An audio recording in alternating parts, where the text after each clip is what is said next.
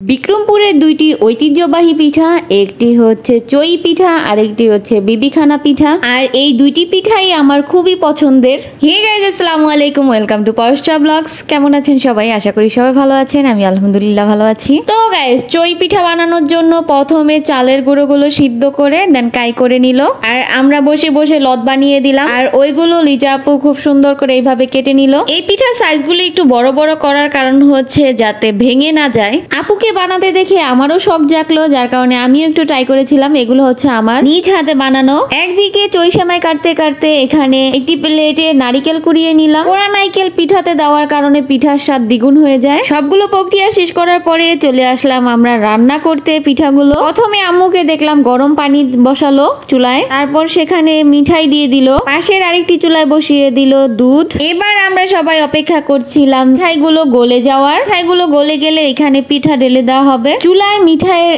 এত সুন্দর ঘ্রাণ আসতেছিল, আমি ওইখানেই দাঁড়িয়েছিলাম। মিঠাইয়ের চাকাগুলো গলে গিয়েছিল নাকি সেটা দেখার জন্য বারবার নাড়ানাড়ি করছিল। তো চুলায় আমাদের যে মিঠাইয়ের শিরাটা ছিল সেটা অলমোস্ট বলক চলে আসছিল। এরপরে আম্মু নিয়ে নিল পিঠাগুলো।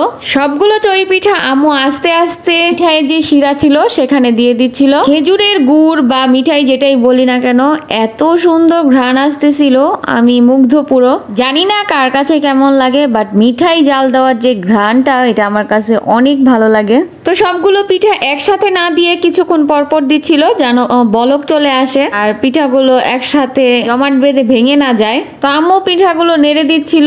এই ফুলটা দেখতে পাচ্ছেন, এটা আমি বানিয়েছিলাম। আম্মু যখনই এই পিঠা বানাতে নেয় তখনই আমি এরকম কিছু না কিছু একটি বানিয়ে দিয়ে দেই। এই জন্য আম্মু বলেও সবসময় আকামটা আমি খুব ভালোই পারি। আর এটা সত্যি, আসলে সবাই যদি কাজের হয় তাহলে অকাজের হবে কে? এই জন্য মাঝে মাঝে অকাজগুলো আমার ধারাই হয়ে যায়। ওইদিকে পিঠায় বলক চলে আসছে, দেন কোড়া নারকেল গুলো এইভাবে দিয়ে দিল, তার সাথে নারিকেল গুলো এভাবে নেড়ে চেড়ে মিক্স করে দিল। এরপর পিঠাগুলো সিদ্ধ হওয়ার জন্য একটা স্টিলের ঢাকনা দিয়ে সুন্দরভাবে ঢেকে দিল। এবার আমরা কিছুক্ষণ অপেক্ষা করব পিঠাগুলো সিদ্ধ হওয়ার জন্য। অলমোস্ট আমাদের পিঠাগুলো সিদ্ধ হয়ে গেছে। এই পর্যায়ে আম্মু অ্যাড করে দিল দুধটা ঢালার সাথে সাথে এই পিঠাগুলো ঘন হয়ে গিয়েছে। আর কিছুক্ষণ নাড়ানাড়ি করে দেন হচ্ছে চুলা থেকে নামিয়ে নিবে। এই পর্যায়ে আপনাদের কাছে আমার একটা রিকোয়েস্ট, যারা এই পর্যন্ত আমার ভিডিওটি দেখেছেন দয়া করে একটি লাইক দিয়ে দেন প্লিজ। তো অলমোস্ট আমাদের পিঠা হয়ে গিয়েছে, এবার হচ্ছে নিচে নামিয়ে নিল। এই পিঠাটা একটু ঠান্ডা হলে ভালো লাগে, তো আমরা রাত্রে রান্না করেছি, এটা সকালে খাবো। ঠান্ডা ঠান্ডা চই পিঠার মজাই আলাদা, আর সেটা যদি হয় শীতের সময় সেটা আরো দ্বিগুণ ভালো লাগে। তো রেডি হয়ে গেল আমাদের রাজকীয় পিঠা, চই পিঠা। কার কার কাছে এই চই পিঠাটি ভালো লাগে আপনারা জানাতে পারেন কমেন্ট করে। এবার চলে আসি আমার মোস্ট ফেভারিট পিঠাতে, সেটি হচ্ছে বিবিখানা পিঠা। নামের মধ্যেই একটি রাজকীয় ভাব। আমরা যারা মুন্সিগঞ্জ বা বিক্রমপুরের, আসলে তারাই জানি বিবিখানার স্বাদ সম্বন্ধে। আসলে এটা খুবই সুস্বাদু একটি পিঠা। গ্রামে এই পিঠাটি তৈরি করে মাটির নিচে আগুন দিয়ে, বাট আমরা যেহেতু শহরে থাকি, আমাদের মাটি দেখা, মাটি নিচ কোথায় পাবো, এই জন্য আম্মু এবার এই পিঠাটি তৈরি করেছে চুলায়। পিঠাটি কিভাবে তৈরি করেছে সেটি আমি দেখিনি, এসে দেখলাম আম্মু এটা বানিয়ে ফেলেছে অলরেডি। তো আম্মু বললো ছুরি দিয়ে এই পিঠাটি কেটে নিতে। আমার মাথায় তো অল টাইম অন্য কিছু চলে, এই জন্য আমি বললাম না, আমি এই পিঠাটি জব দিব, মানে বটি দিয়ে কাটবো।